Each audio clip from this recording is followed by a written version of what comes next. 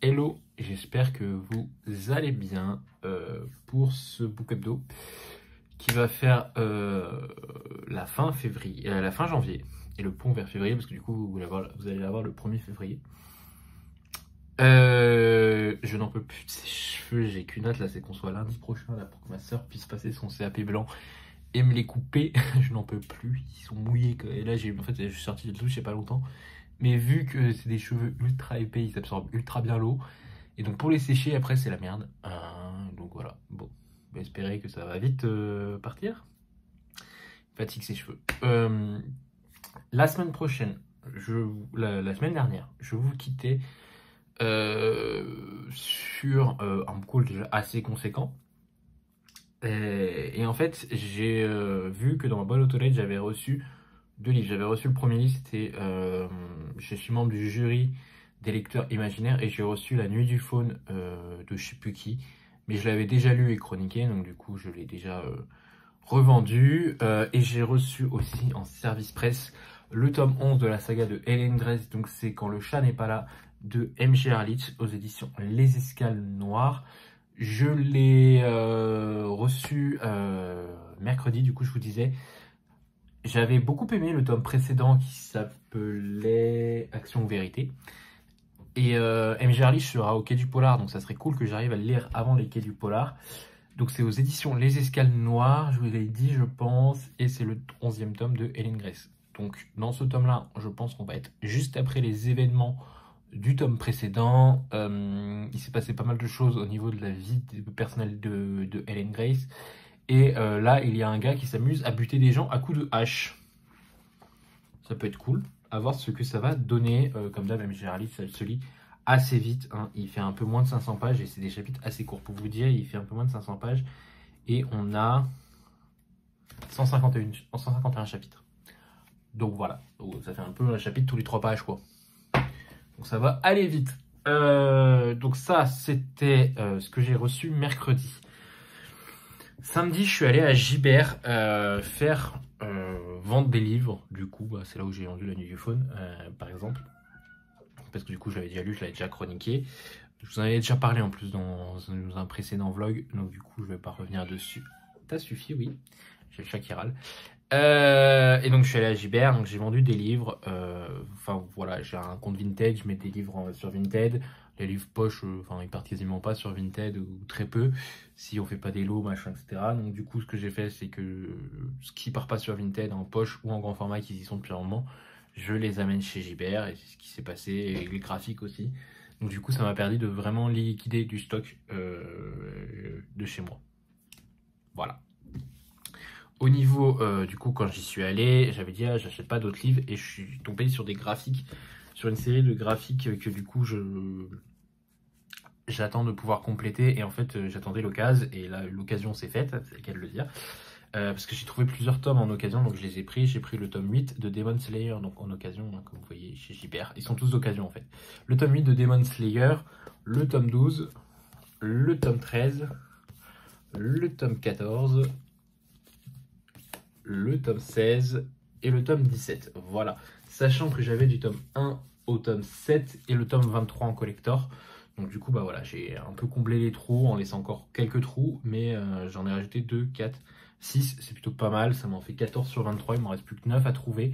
Voilà, du coup, je pense que ça va être une série que je vais essayer de trouver d'occasion au maximum pour combler les trous. Et puis l'avantage, c'est que vu que c'est des sous en soi sur ma carte Gibert, parce que quand vous vendez à Gibert, vous avez 20% en plus sur votre carte. Enfin voilà, vous pouvez vendre, ils vont vous donner en espèces, vous pouvez les mettre sur la carte Gibert et vous avez 20% en plus. Donc du coup, en fait, ce que j'ai vendu, enfin là, ce que j'ai acheté n'a même pas couvert tout ce que j'ai vendu. Donc du coup, j'ai encore de l'argent en plus, je vais pas m'en plaindre. Voilà, donc comme ça, si jamais je retombe encore sur des occasions sur ces titres, je pourrais acheter avec ma carte Gibert ou avec d'autres, ou sur Vinted par exemple, avec de la cagnotte Vinted, et donc du coup bah, je pourrais combler les trous au fur et à mesure du temps. Ensuite, j'ai reçu aussi une commande Vinted, voilà, encore de l'occasion, et c'est encore du graphique. Ça, j'accuse Lully et Laurent parce qu'on en parlait en fait sur notre conversation Insta. En fait, Lully cherchait le tome 5 ou 6, je crois, en occasion. sur Vinted. Et elle le trouvait pas, et en fait du coup je me suis dit bah tiens je vais aller voir s'il y a un lot de plusieurs titres, et j'ai trouvé un lot de 4, donc c'est le comics Fable, donc le tome 1, le tome 2, le tome 3 et le tome 4. Et voilà, ça va être un moyen de faire la parfaite transition, parce que du coup ce week-end on a profité avec Luli pour lire le tome 1 de Fable. Alors Fable, de quoi ça parle? Il faut savoir que je ne savais pas du tout de quoi ça parlait, mais j'avais entendu que du bon sur cette série. Donc voilà, je me suis dit je vais tenter, on va le lire tout de suite avec Luli, et comme ça si ça nous plaît on continue, et si ça nous plaît pas, bah, comme ça je revends les 4 directs et on n'en parle plus quoi.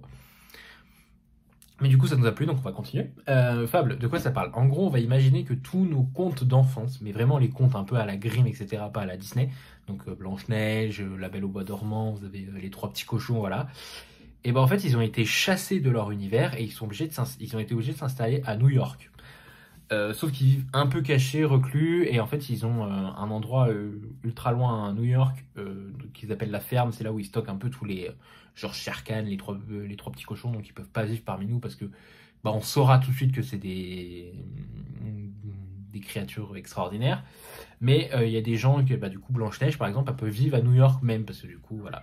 Et ils ont créé une petite communauté qui sont achetés en gros, parce que vu qu'ils sont là depuis des siècles, ils ont pu se permettre d'acheter une communauté, enfin une partie de la ville de New York, avec plein de bâtiments, etc. Et donc ils ont créé une communauté qui s'appelle Fableville.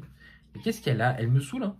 Et on est voilà dans cette situation un peu délirante, parce que c'est vraiment adulte par contre. Voilà, les dessins, c'est pas ce que je préfère, mais c'est vraiment de l'adulte, hein. Il y a des scènes de sexe, des scènes ultra violentes et tout. Donc c'est les contes de notre enfance, imaginés dans le présent. Ça m'a beaucoup fait penser un peu à, je sais pas si vous connaissez ce qu'il y avait sur Canal+, à une époque, les Cassos. Je sais pas si ça continue, mais à une époque sur Canal+, il y avait un épisode des Cassos, et c'était voilà, tourner un peu les trucs de notre enfance de manière satirique. Et bah là c'est pareil, par exemple vous avez Pinocchio. Pinocchio qui du coup est devenu un enfant, voilà, un vrai enfant. Sauf que bah, Pinocchio il a plusieurs siècles, et il a toujours que 10 ans, et comme il dit, il aimerait bien connaître la puberté, il aimerait bien conclure avec des femmes, mais le problème c'est qu'il reste ad vitam aeternam un enfant. Donc voilà, il a ce problème-là, ce qui m'a fait beaucoup rire. On a Charmant, le prince charmant, qui du coup en fait dans les contes, il n'a pas de prénom comparé à... je sais pas si dans la Belle au Bois dormant, etc., dans Disney, ils ont des prénoms. Mais en fait, c'est le prince charmant. Et donc, du coup, le prince charmant, il a vécu avec Blanche-Neige, puis après, il a vécu avec Cendrillon, puis après, il a vécu avec la Belle au Bois dormant. Donc, en fait, c'est un homme à femme charmant. Et c'est surtout un homme qui a aucune richesse, il a rien. Et donc, du coup, il vit un peu aux dépens des femmes, quoi. Il aime les femmes, il trompe ses femmes, il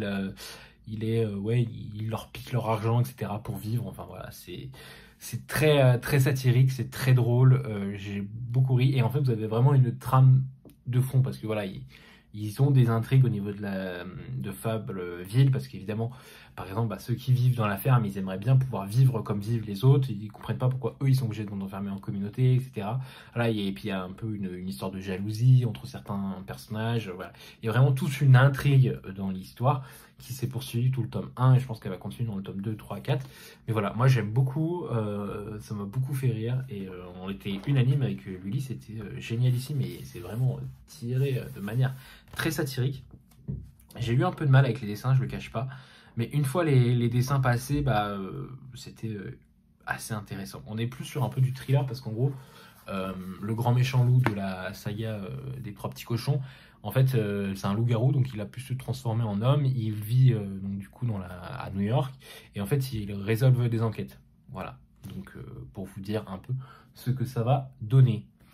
Voilà, donc un très bon moment. On a prévu de lire le tome 2 en février, donc on va voir quand est-ce qu'on se le casera avec Luli à ce niveau-là. Ensuite, du coup, ça c'était au niveau de mes lectures graphiques et de mes achats, surtout mes achats. Au niveau de mes lectures papier, la semaine dernière, je vous quittais, j'avais abandonné le Sanderson, là, le 4e bouquin secret de Sanderson, et j'avais continué en papier Bloodsong, tome 1, partie 1 de Anthony Ryan aux éditions Bragelonne. Je l'ai terminé, c'était une relecture, et j'ai très bien fait de relire ce titre parce que j'ai kiffé ma relecture, et en plus ça m'a remis un peu les idées en place, donc je vais pouvoir enchaîner rapidement sur la suite et pas les perdre. Ça serait bien, parce que du coup avoir dû recommencer le tome 1 et parce que j'avais oublié des trucs pour le tome 3, ça m'embêterait voilà, de relaisser traîner la suite. Donc voilà, moi j'aime beaucoup très adulte, de la fantasy adulte, même limite de la dark fantasy si on peut dire. J'ai beaucoup aimé. Donc comme je vous dis, on va suivre le Vailin qui va être abandonné par son père qui est le seigneur de guerre et son père va l'abandonner dans un monastère et en fait ce monastère il fait partie de la religion de la foi et dans la foi ils sont divisés en six groupes et lui il va être abandonné au sixième ordre de la foi, c'est ceux qui forment les guerriers et donc lui voilà il va être formé à devenir un guerrier, Vailin va être un peu lié en mode famille avec certains de ses camarades et ils vont devoir passer des épreuves et s'ils échouent les épreuves ils sont reniés par le monastère, on leur donne 3 pièges je crois et on leur dit bah démerde-toi pour vivre, la plupart du temps ils s'en sortent pas parce que c'est des jeunes enfants. Et voilà, on va suivre Vailin pendant tout son apprentissage. Et là, c'est vraiment, cette partie, c'est vraiment tout l'apprentissage de Vailin au niveau de tout son entraînement dans la foi, etc. À la fin, on commence à voir les intrigues de cours et qui commencent à se mêler. Donc dans le tome 2, je pense que, enfin dans la deuxième partie, je pense qu'on va en avoir beaucoup plus présente de mes souvenirs. Et en fait, ce que j'aime beaucoup, c'est que Anthony Ryan, il utilise le schéma narratif du personnage qui raconte sa vie. C'est-à-dire qu'au début, on suit Vailin, il a une trentaine d'années.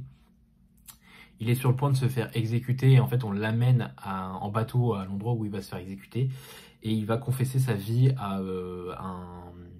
Comment ils appellent ça? Le gars s'appelle Vernier mais j'oublie toujours comment... Un courtier? C'est pas un courtier? Un chroniqueur, c'est le chroniqueur impérial en fait qui va noter les confessions de Vailin sur sa vie. Donc voilà, j'aime beaucoup ce que c'est écrit mais je crois que je l'ai déjà dit. Donc je ne vais pas me répéter encore une fois, mais voilà, je vous conseille vraiment cette série. Alors elle est disponible en 3 tomes avec des gros livres, ou alors ils les ont réédités comme ça en plusieurs parties, et en vrai ça le fait grave. Moi j'ai bien aimé, en plus ça permet de... Bah, ça fait pas trop long, ça fait pas trop indigeste à lire, et ça passe tout seul. J'ai ensuite fait en partie en audio et en partie en papier La Vallée de Bernard Minier que j'ai terminé aussi. Je l'ai terminé mardi matin. Mardi matin, il me restait 7 pages à lire. En fait, j'ai lu 200 pages lundi soir et je me suis endormi. Et quand je me suis réveillé mardi matin, j'ai dit bon, j'en suis à où? Et en fait, il me restait 7 pages. Donc, je l'ai terminé mardi matin au réveil. Donc, dans La Vallée de Bernard Minier, on est sur le tome 6 de la saga Servaz. Je ne peux que vous conseiller fortement de lire les précédents tomes parce que là, on est vraiment sur un tome où on fait énormément de rappels, on retrouve des personnages des tomes précédents. Il y a eu beaucoup de choses qui se sont passées, surtout dans le tome précédent. Il y a eu un événement qui a marqué Servaz au commencement de ce titre, qui est assez important pour lui dans sa vie. Et là, ce qui va se passer, c'est que suite à l'événement qui s'est produit, voilà, il est dans un certain état, je vous laisserai découvrir quel état, et il va recevoir un coup de fil pendant la nuit d'une personne qu'il ne pensait jamais revoir, qu'on avait découvert dans les précédents tomes. Je vous dis pas lesquels, je vous laisserai aussi découvrir. Mais ce personnage va réapparaître et va lui envoyer un SOS. Et donc Servaz va courir dans une vallée, essayer de répondre à ce SOS. Et il va se retrouver mêlé à une affaire assez étrange, assez bizarre, de personnes qui se sont morts pour leurs péchés. Et en gros, la citation, c'est qu'on a à la 4e de couverture. Je crois que quelqu'un est en train d'agir comme s'il se prenait pour Dieu. Et c'était voilà, c'était ultra intéressant. J'ai beaucoup aimé. Comme d'hab, l'affection avec Servaz, moi ça marche énormément. Vu que j'ai lu un peu tous les tomes là quasiment d'affilée, enfin à chaque fois il y a à peu près 2 mois entre chaque tome que je me suis fait là, depuis le tome 2-3. Je suis vraiment, voilà, les souvenirs des personnages, je sais vraiment ce qui se passe, je suis vraiment attaché aux personnages. Là on va être vraiment centré sur Servaz, sur sa manière d'être flic, sur comment ça se produit. Pas mal de choses se produisent, comment il fonctionne et tout. Je me suis laissé berner, je me suis laissé porter, j'ai pas découvert qui était le responsable. Je suis resté sur le cul quand j'ai découvert qui était responsable de ces meurtres. Ça fait du bien de se prendre un peu ça dans la tronche aussi parce que ça m'était pas arrivé depuis quelques temps. Donc voilà, j'ai bien apprécié, j'ai passé un excellent moment. Petit bémol, l'auteur a certaines idées, enfin, il défend certaines idées dans ce livre, pour lesquelles je suis un peu plus, un peu moins d'accord sur certaines choses, mais j'ai passé un excellent moment dans le titre. Voilà, après, on peut pas être d'accord avec toutes les idées que défend Bernard Minier dans son titre. On va dire que ça m'a pas fait non plus grincer des dents, même si le sujet est quand même là. Je comprends son point de vue, mais je ne suis pas d'accord avec. Ça n'a pas gâché ma lecture. C'était pas non plus un peu, voilà, il faut que tu penses comme ça, il faut que tu penses comme ça. Et je pense qu'il a voulu défendre un peu une idée euh, par rapport à ses recherches, par rapport à ce qu'il a fait, mais je suis pas d'accord sur sur la manière dont il les a abordés, quoi. Voilà, c'est vraiment le seul bémol que je trouve à ce titre, parce que j'ai vraiment passé un excellent moment, j'étais vraiment pris dans l'enquête, voilà, je me suis laissé porter. Après, on peut pas empêcher l'auteur d'avoir des idées qui ne sont pas forcément les miennes, etc. Enfin, j'ai des idées qui sont pas forcément les vôtres et tout. On va dire que c'était pas non plus je t'apprends la vie. Il t'explique son point de vue. Tu es d'accord ou tu es pas d'accord, c'est ton point de vue aussi. Voilà, c'était vraiment le seul truc qui m'a gêné dans ce titre. Mais j'ai passé dans l'ensemble un très bon moment, un très bon thriller, assez efficace. Rien de plus à demander. C'était un week-end, j'ai passé du samedi au lundi dessus à fond.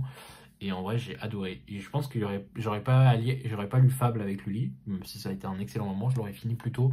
Mais en vrai, je regrette pas. Voilà, les deux lectures ont été très bonnes ce week-end, donc on va pas se plaindre à ce niveau-là. Et là, actuellement, on est le 31 janvier, voilà. Il est 13h30 et je suis à plus de la moitié de mon dernier titre de ma palle, qui est Un jour tu payeras, de Petroni Rostagna aux éditions HarperCollins, que j'avais récupéré au Quai du Polar, qui m'avait dédicacé. Et c'est un peu ma tradition quand je vais au Quai du Polar. La première autrice que je vais voir au Quai du Polar, c'est Petroni Rostagna. Je lui prends un livre et elle me le dédicace. Donc, toujours content de retrouver la plume de Petroni Rostagna, c'est son deuxième que je lis. C'est des thrillers qui se lisent très vite, qui sont très faciles à lire et qui sont très abordables. Là, on est sur le premier tome d'une saga, mais j'avais déjà lu le tome 2, donc il était, je pense, épargné. On suit Pauline Clavel, dans mes souvenirs, c'est ça, Pauline Carrel, pardon. Pauline Carrel qui est avocate et qui va devoir défendre un homme qui est accusé de double homicide. Il clame son innocence, elle va devoir prouver qu'il est innocent. Voilà, elle défend un peu les pourris la plupart du temps. Elle est toujours du côté de l'accusé. Donc, à voir ce que ça va donner. Pour le moment, ça se lit très bien. C'est très efficace, comme je le dis. Ouais, j'ai vraiment dépassé la moitié. Et j'espère le finir ce soir. Comme ça, j'aurai fini ma palle totalement pour janvier, le 31 janvier. Et là, ça serait perfecto. Voilà. Ensuite, je voulais voir avec vous pour la palle de janvier. La palle de février. La palle de janvier, elle est finie.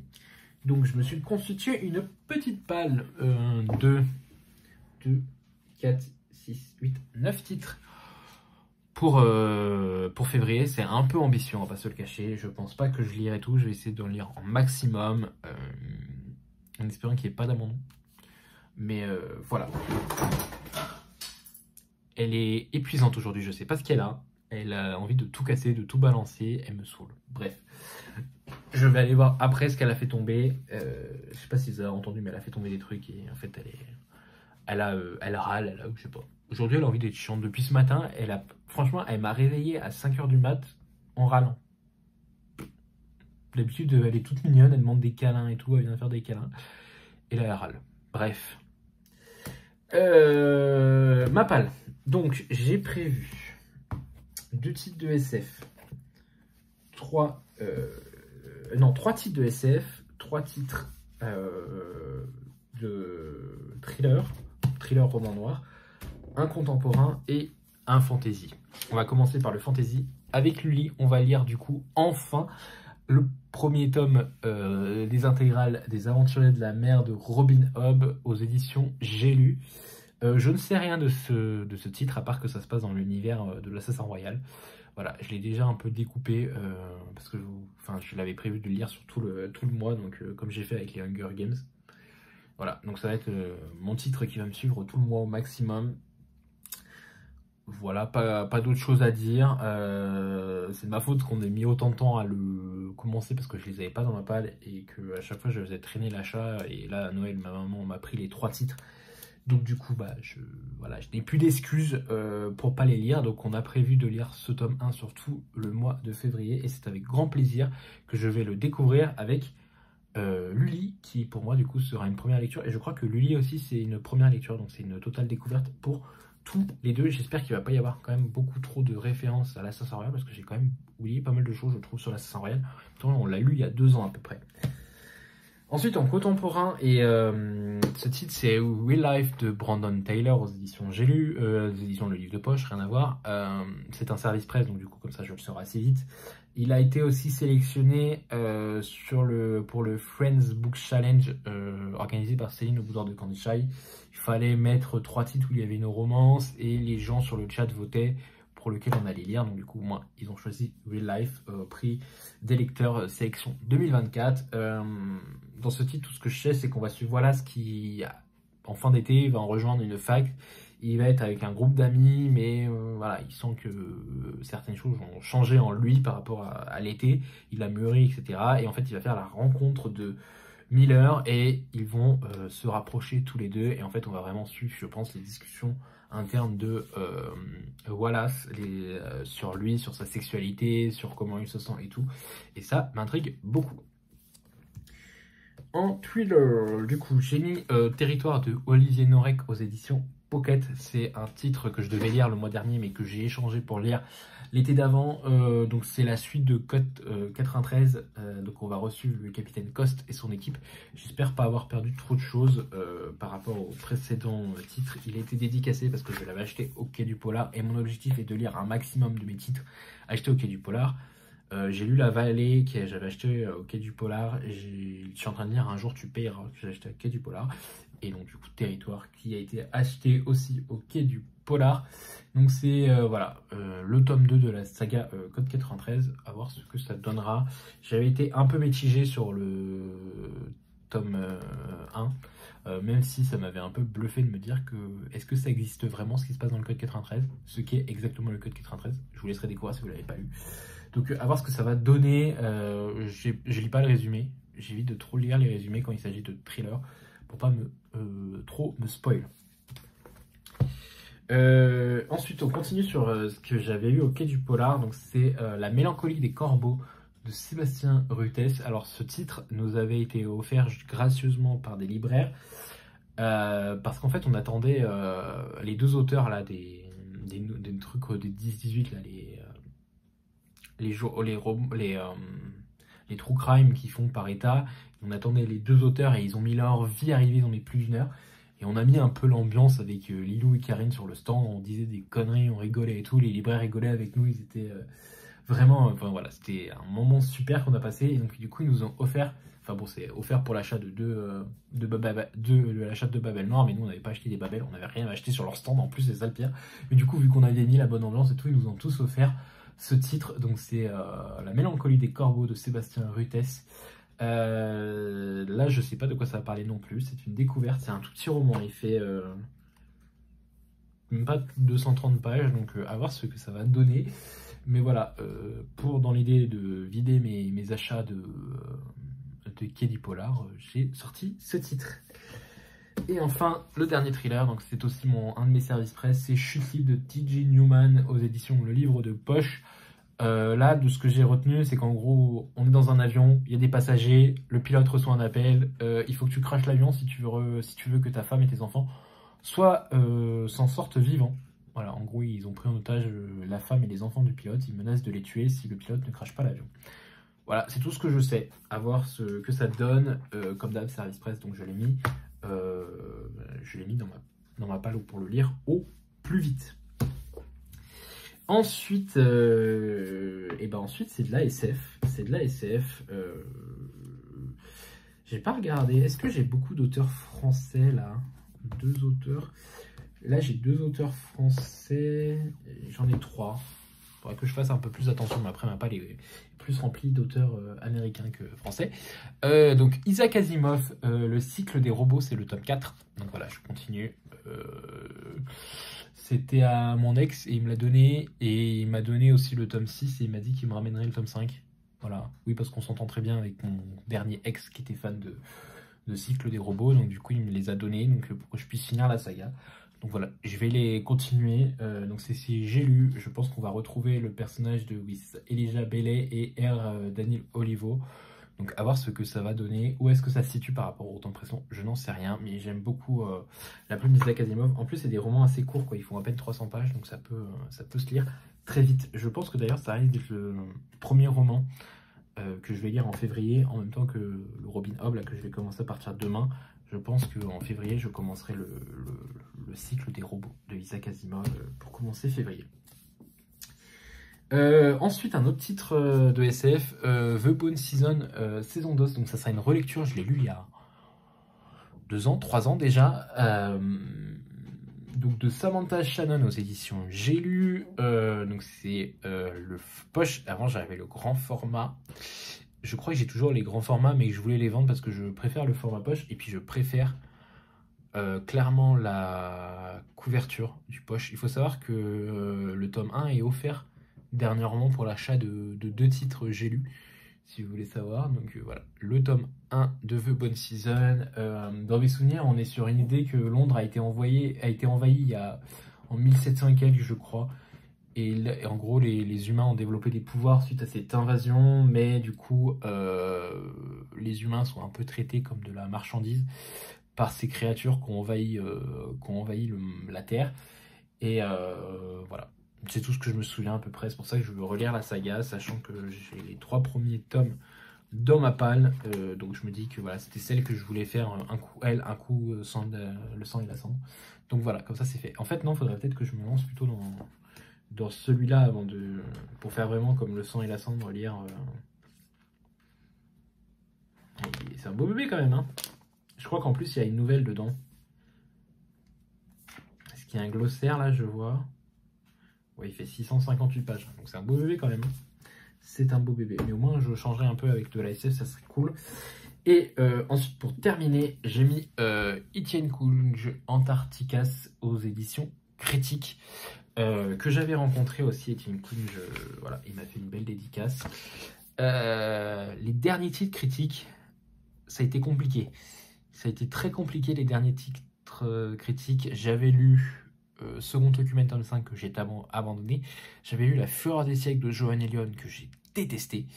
Donc là je reviens vers critique avec un auteur sûr. Un auteur que j'ai bien aimé quand j'avais lu Symphonie Atomique. Un auteur avec qui j'ai échangé pas mal de fois. Là en gros on va suivre un groupe au niveau de... Voilà, on est en 2050, on a des ravages climatiques et en fait on se rend compte que l'Antarctique est un peu une mine d'or. Donc voilà, je pense qu'il va y avoir des décisions qui vont être menées. Il avait été édité une première fois chez Rivière Blanche et en fait il a pas changé l'histoire, mais il l'a un peu réécrit pour le rendre un peu plus lisible, je pense. Il fait 612 pages et il m'a donné un marque-page qui va avec. Donc voilà, c'est le dernier titre de ma palle. Ça fait quand même une belle palle, hein. Je pense que j'ai des gros bébés. Après j'ai des plus petits, mais j'ai quand même des gros bébés, hein. J'en ai 1, 2, 3 qui sont des beaux bébés. Le reste c'est des romans, voilà, qui sont à peu près aux alentours de 500 pages maximum, hein. Je sais pas combien de pages il fait le Real Life par exemple. 370 pages. Le Norek, 370 pages aussi. Le TJ Newman, 340. Lui, il en fait 230, on l'a vu. Et après, il y a un Antarcticas qui en fait plus de 600. Lui qui en fait plus de 600, le Bone Season. Et celui-là qui en fait un peu plus de 300. Donc, soit il y en a beaucoup, on a l'impression que voilà, c'est énorme. C'est le cas de le dire, c'est énorme quand même. Mais je vais essayer voilà, de faire comme j'ai fait pour le Robin Hood, par exemple, le découper comme j'ai fait avec Hunger Games. Voilà, donc ça c'est ma palle de février. J'ai déjà commencé à faire un peu la palle de mars. En fait, vu que je suis dans l'idée de vraiment dégommer mes sagas et plus les faire attendre, ça fait que par exemple, j'ai quand même fait en sorte que j'ai des titres qui se suivent. Alors en mars, je crois que c'est un peu différent parce que en mars, je crois qu'en mars, c'est le seul mois où j'ai pas mis de suite de saga, à part peut-être le Blood Song que j'ai peut-être prévu. Attendez, je suis sur le PC, donc je peux voir rapidement sur Livre Addict. En fait, je fais mes listes sur Livre Addict et je me les mets en privé, parce que je me dis que c'est peut-être pas intéressant pour vous de voir. En mars... Alors non, j'ai quand même prévu le Bone Season tome 2 et le Blood Song. Voilà. Alors je crois que j'avais prévu le Bone Season tome 2 parce que le sang et la cendre, je suis déjà au tome 3 et je voulais rattraper. C'est ça, parce que je crois que en avril, c'est ça, je lis le tome 3 du sang à la cendre. C'était vraiment pour équilibrer l'histoire, pour que voilà, ils se suivent vraiment un maximum, sachant que après le tome 3 du sang et de la cendre, il y a le tome 1 du préquel, et que il y aura le tome 4 de Bone Season, et je crois qu'elle n'a pas écrit la suite sur Montage Channel pour le moment. Donc à voir ce que ça donnera. Mais du coup, ouais, il y a Mars qui est un peu hybride, parce que Mars, je crois que j'ai beaucoup de titres de fantasy prévus en mars, et du coup j'ai dû adapter. En mars, j'ai une lecture commune que je vais faire moi, j'ai une lecture commune avec Céline, Caro, une lecture commune avec Lully. Donc ouais, il y a pas mal de moments qui vont être pris par les lectures communes, et donc du coup ça a fait que j'ai beaucoup de titres en mars qui n'étaient pas prévus. Voilà, bref, j'ai fait le tour, je vous dis une très bonne semaine à vous.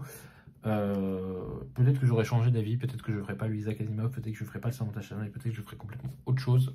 Je vous tiens au courant, j'aimerais autre chose qu'un trailer, parce que je suis en train de signer 2 trailers, ça serait cool. Mais voilà, je vous tiens au courant la semaine prochaine. Bonne semaine à vous. Ah oui, n'hésitez pas aussi, je le dis jamais, mais n'hésitez pas, si vous voulez me suivre sur Instagram, venir discuter sur Instagram, échanger sur les lectures sur Instagram. J'essaie d'être beaucoup plus réactif. Je suis assez à jour au niveau de mes chroniques là, parce que dès que je finis, je chronique quasiment. Et qu'est-ce que je voulais dire d'autre? Oui, et puis n'hésitez pas en commentaire, voilà, à dire coucou quand vous êtes passé, pour montrer que vous êtes passé. Ça fait toujours plaisir. Voilà, au moins on sait qui c'est qui regarde, parce que sur YouTube on voit les vues, mais on sait pas qui c'est qui regarde et si ça intéresse. Donc n'hésitez pas en commentaire à dire que vous êtes qui êtes-vous, vous êtes passé, etc. Donc ça fait toujours plaisir de voir un tel est passé. Voilà, et bah écoutez, bonne semaine à vous. On se retrouve la semaine prochaine sans faute. Bye tout le monde.